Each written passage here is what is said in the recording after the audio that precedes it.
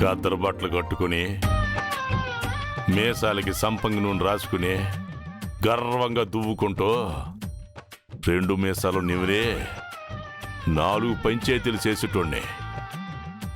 కళ్ళు లేని ధృతరాష్ట్రుడిలాగా గదులు కూర్చోబెట్టేసినాడు ఆ వానరేదవా. వాణ్ణి ఏం చేసినా పాపం లేదు. సిటీలో 4 ఇళ్ళు కట్టుకుని వాటి మీద వచ్చే రెంట్తో హాయిగా ఉండేవాడిని. అనవసరంగా ఈ సీమకొచ్చి కబోదినయ్యాను. పిలిచినా పలికేవాడు లేడు, హరిచినా నీళ్ళిచ్చే దిక్కు లేదు. గదిలోనే కూర్చుని ఉంటా ఉంటే పిచ్చెక్కిపోతా ఉండదే. అట్టా ఆరు బయటికెళ్ళి చల్లగాలి పీల్చుకుంటే గానీ మనసుకు ప్రశాంతంగా ఉండదు.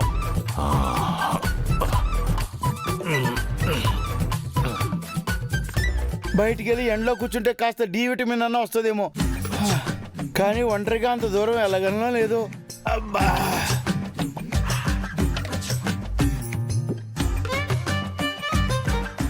సాయంగా కర్రన లేకపోతే పడిపోతానేమోగా. మూతి పగిలిపోతే సీమలున్న పరుగు పోతుంది కదా. అయితే ఇప్పుడు ఎట్టా అప్పా?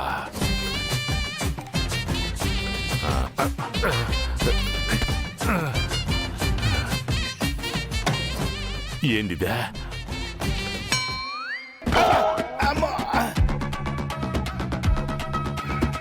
ఈ ఇంట్లో ఏ గుమ్మం ఎక్కడుంటుందో తెలిసి చావట్లేదు. దేనికి గుద్దుకోకుండా బయటికి వెళ్తే చాలు. అమ్మో, ఏందిరా ఈ కర్మ?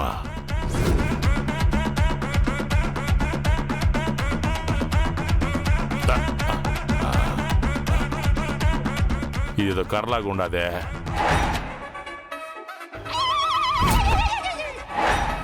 కర్రే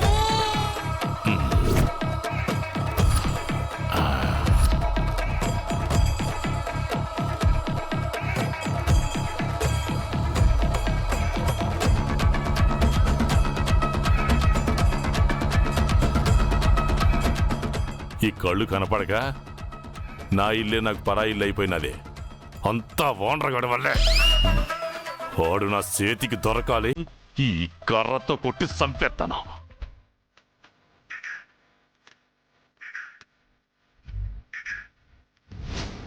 అమ్మయ్యా, రూమ్లోంచి హాల్లోకి వచ్చేసాను. ఇక్కడి నుంచి బయటికి వెళ్ళేది ఎలా? అప్పిగాని సాయం అడిగితే వద్దులే, మళ్ళీ శంకరెడ్డి జెండిగడు వచ్చి సాయం చేస్తారు. అప్పిగాని పిలిస్తే అమ్మ వద్దులే, శివారెడ్డి వచ్చి అతను కళ్ళు పోయిన కోపంతో నన్ను కొట్టినా కొడతాడు.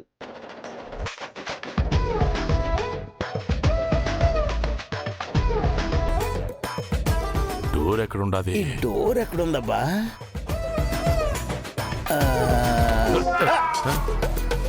ఏదో ఆకారం తగిలినట్టుండదే. మనిషేనా? అమ్మయ్యా, సమయానికి ఎవరో దొరికారు. వీళ్ళని సాయం అడగాలి. అరే అప్పిగా, నువ్వేనా? కాదండి, నేను ఓనర్ని. ఒరే ఓనరు నువ్వా? అమ్మో, శివారెడ్డి గారు మీరా? రేయ్, నా కళ్ళే పోగొడతావరా? నిన్ను కర్రతో కొట్టి చంపేస్తాను. నా కళ్ళు కూడా పోయాయండి బాబు. అయితే సరే, ఇప్పుడు పేనం పోతాదరా. ఈ కర్రే కత్తితో సమానం రా. శివారెడ్డి,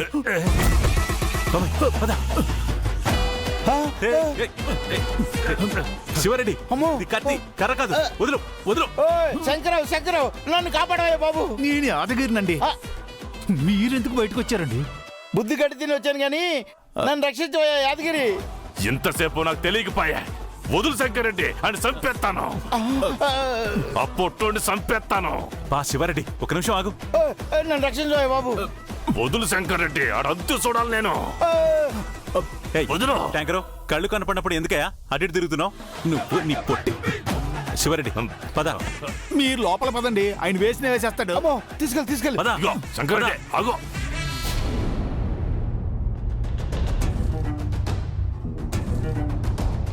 శంకర్, శంకర్,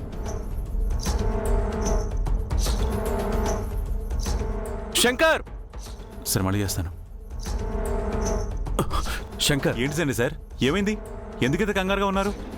శంకర్, నీకు ఈ సీమలో శివారెడ్డి కాకుండా వేరే శత్రువులు ఎవరైనా ఉన్నారా?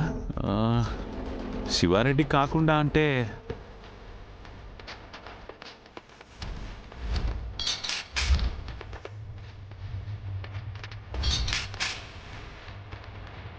ఎప్పుడో ఒకడు ఉండేవాడు సండే సార్, వాడి పేరేంటో నాకు కరెక్ట్గా గుర్తుకు రావట్లేదు. వాడేదో కూల్ డ్రింక్ ఫ్యాక్టరీ మన సీమలో పెట్టాలని వచ్చాడు. వాటర్ ప్రాబ్లం వస్తుందని అప్పుడు నేనే అడ్డుకున్నాను. సీమలో డ్రింకింగ్ వాటర్కే ప్రాబ్లంగా ఉంటే కూల్ డ్రింక్ ఫ్యాక్టరీ పెట్టాలనుకున్నాడా? అందుకే బాబాయ్, వాడు మినిస్టర్ రికమెండేషన్తో వచ్చినా వాడిని ఇక్కడ ఫ్యాక్టరీ పెట్టనివ్వకుండా వాడికి ఎదురు తిరిగి వాడిని సీమ నుంచి తరిమేశాను. నువ్వు సూపర్ అన్నయ్య. నువ్వు గ్రేట్ అన్నయ్య. మీరు ఆగండ్రా. వాడి చాప్టర్ క్లోజ్ అయిపోయింది కదా సండే సార్, మరి ఇప్పుడు ఎందుకు అడుగుతున్నారు వాడి గురించి? వాడి చాప్టర్ క్లోజ్ అవ్వలేదు శంకర్. వాడింకా యాక్టివ్గానే ఉన్నాడు. సీమ నుంచి ఫారిన్ వెళ్ళాడు. అక్కడ పెద్ద స్థాయిలో బిజినెస్ చేసి బాగా డబ్బు సంపాదించాడు. ఆ డబ్బుని ఇక్కడ ఎలక్షన్స్లో పెట్టుబడిగా పెట్టి పొలిటీషియన్స్ దగ్గర పలుకుబడి కూడా సంపాదించాడు. వాడి పేరు ఖురేషి.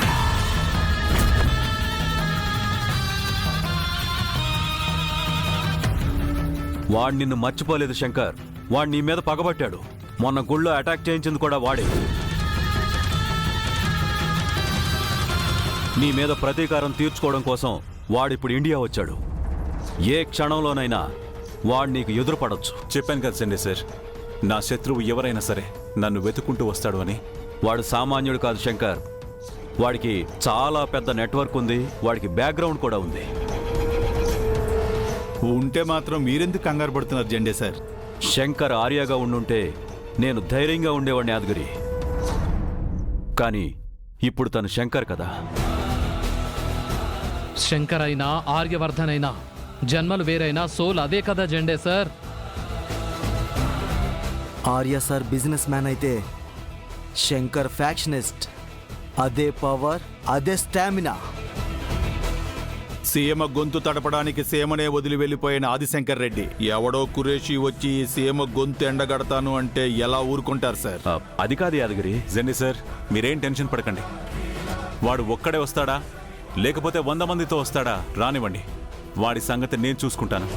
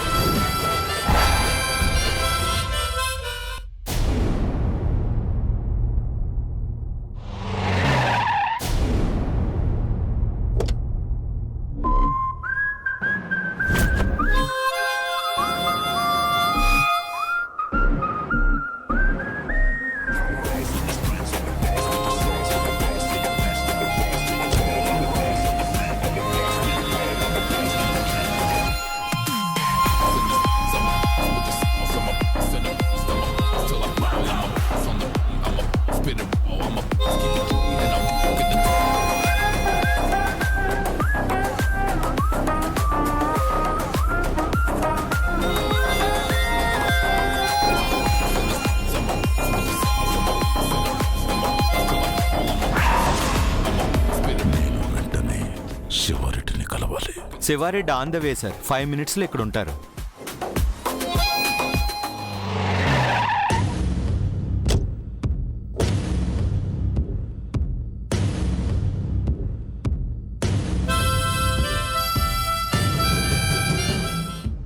ఒరే అబ్బిగా, ఉరుములేని పిడుగులా ఈ కురేషిగాడు ఇప్పుడు ఊడిపడ్డాడేంద్రా?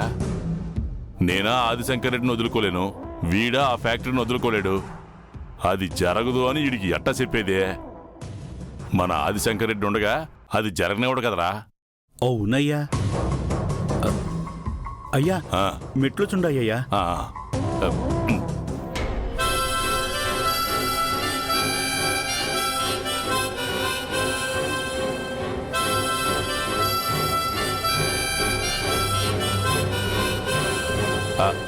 నమస్కారం కురేషి బాబు. అయ్యా ఆ, ఆయన ఇటుండయ్యా. నమస్కారం కురేషి బాబు.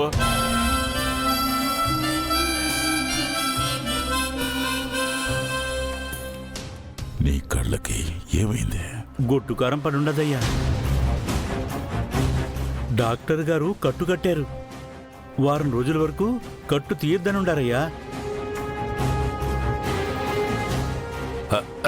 రే రే రే అబ్బిగా, ఏం చేస్తున్నావురా? రేయ్, అబ్బి. నేను కదయ్యా, సురేష్ బాబు గారయ్యా. అమ్మో, కురేషి బాబా, కురేషి బాబు, వద్దు బాబు, కళ్ళు పోతాయి బాబు. బాబు, మీ కళ్ళు ఎక్కడికి పోలేదు. కళ్ళు తెరవండి. భయంగా ఉండదు కురేష్ బాబు. తెరవండి.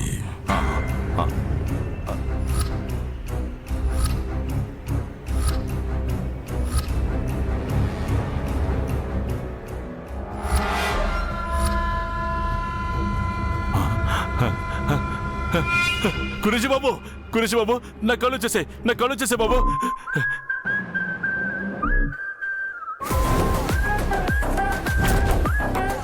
చూపు పోతేనే కదా రావటానికి.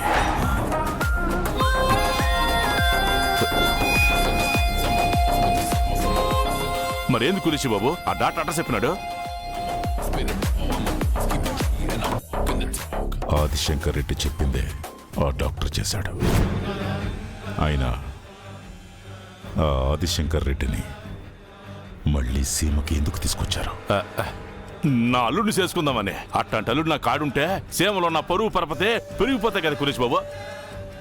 మీరు తీసుకొచ్చింది అల్లుడిని కాదు, నా శత్రువునే. ఈ ఊళ్ళో ఫ్యాక్టరీ కట్టడానికి ఆదిశంకర్ రెడ్డి అడ్డుపడ్డాడు.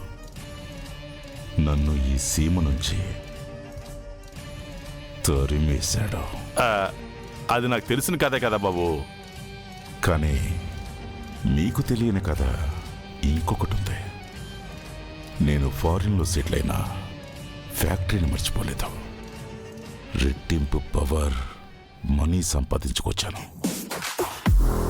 వాడు పెళ్లి చేసుకుపోయే అమ్మాయిని అడ్డు పెట్టుకుని వాణ్ణి లేపేయాలని గుళ్ళో కిడ్నాప్ కూడా ప్లాన్ చేశాను. కానీ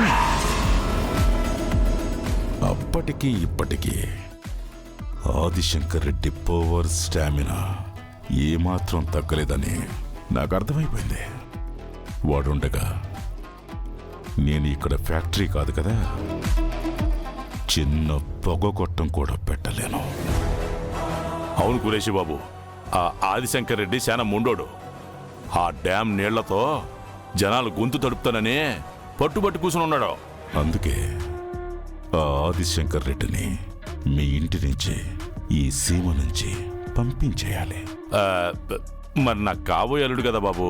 వద్దు రెడ్డి గారు, ఆ ఆలోచన మానుకోండి. నేను ఇక్కడ కట్టించే ఫ్యాక్టరీలో మీకు పార్ట్నర్షిప్ ఇస్తాను. మీ పరువు ప్రతిష్టని, బ్యాంక్ బ్యాలెన్స్ని పెరిగేలా చేస్తాను. మీరు కోరింది అడిగింది అన్నీ ఇస్తాను. ఆదిశంకర్ రెడ్డిని మాత్రం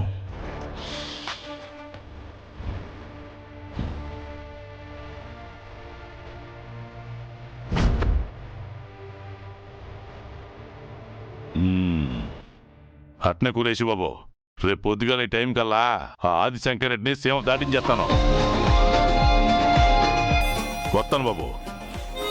పదండయ్యా. నేను ఇప్పుడు ధృతరాష్ట్రుని కాదు, శివారెడ్డినే. ఇల్లొస్తాం బాబు.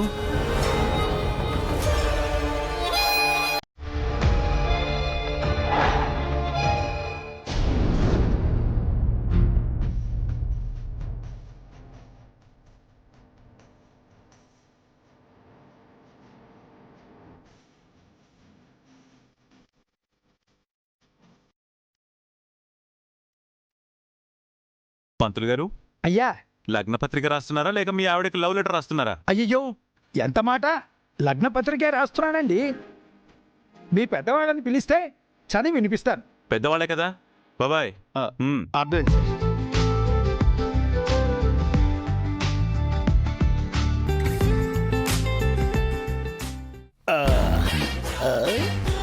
ఏదో పెద్ద కళ్ళు కనిపించిన నడిచినట్టు నడుస్తారే. ఇలా రండి, ఇక్కడ కూర్చోండి. వెనక్కే. పంతులు గారు, ఆయనే మా పెద్దవారు. ఈ మర్యాదలకేం తక్కువలేదు. కళ్ళు ఇవ్వమంటే మాత్రం ఎవరు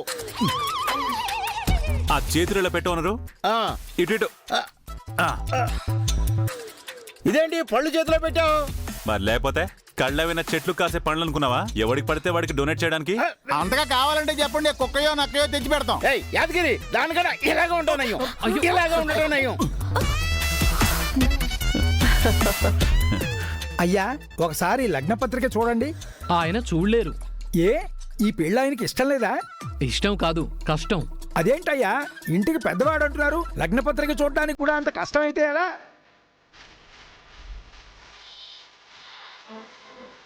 కనీసం పెళ్లి కొడుకుని పెళ్లి కూతురునైనా చూడమనండి. అబ్బా పంతులు గారు, ఆయన ఏది చూడలేడు. చూడలేడు అని చెప్పకపోతే ఆయన కళ్ళు దుబ్బాయని చెప్పొచ్చు కదా.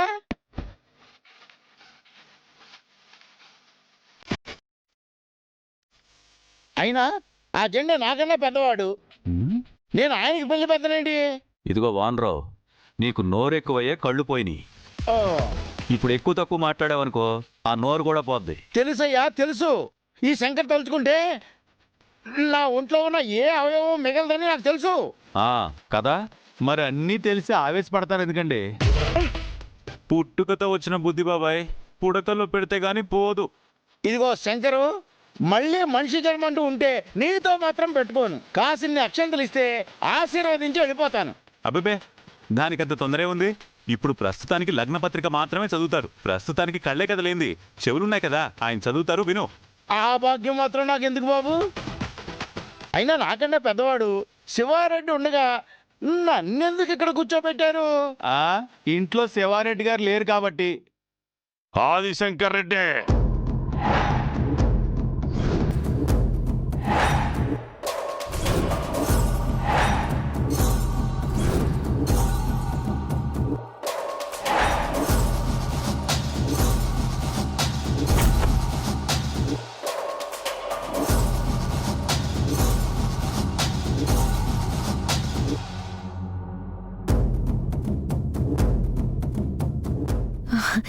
నాయనా, నీకు సూప్ వచ్చేసి ఉండదా? అన్నా, నీ కళ్ళు కనపడతాండాయా? నా కండ్ల సూపి ఆడికి పోలేదమ్మే. ఇదిగో అంతా ఈ ఆదిశంకర్ రెడ్డి ఆడిన నాటకం. ఆ డాక్టర్తో చేతులు కలిపి నా కళ్ళకి గంతలు కట్టి నన్ను కబోదిని చేసేసినాడు.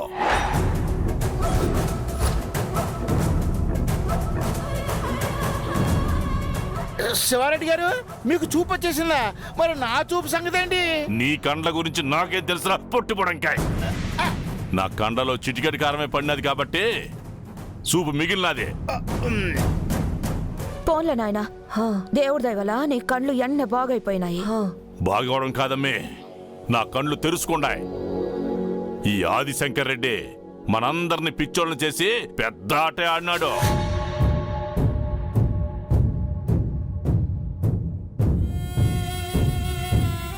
ఇక మీరెవ్వరూ ఈడ ఉండాల్సిన పని లేదు.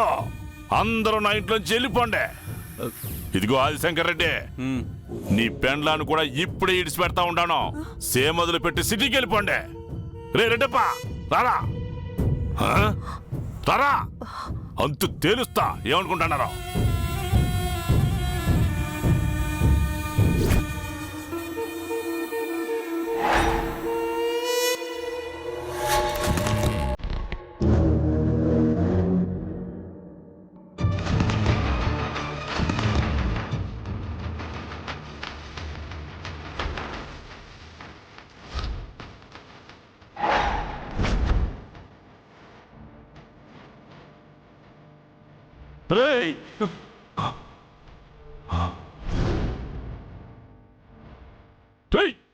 రేయ్, ఇదేంద్రా?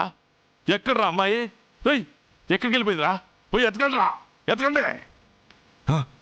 యాడికి వెళ్ళిపోయినది?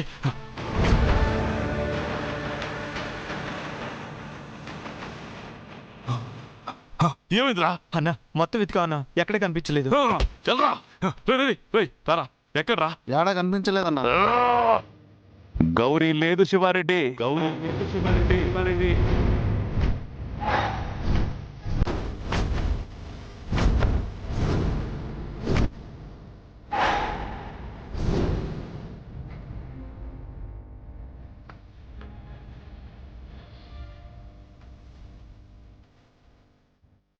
లోపల లేదా?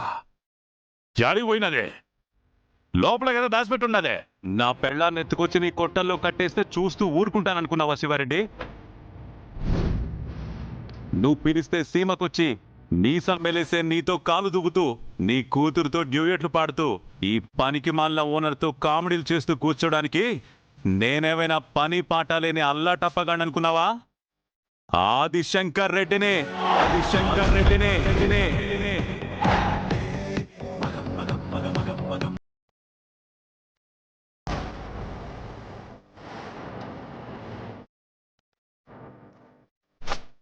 అలియాస్ ఆర్యవర్ధన్.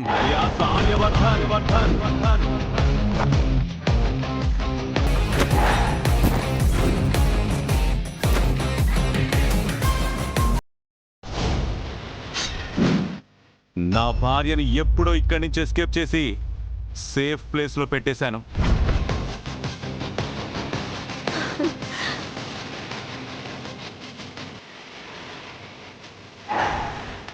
నీ పెండ్లాన్ని నువ్వు ఎప్పుడో కాపాడుకుంటే నువ్వు ఇంకా ఏం చేస్తాడో. శివారెడ్డి, నేను కేవలం జెండే గౌరీల గురించి మాత్రమే రాలేదు. నా సీమ గురించొచ్చా, నా సీమ ప్రజల గురించొచ్చా.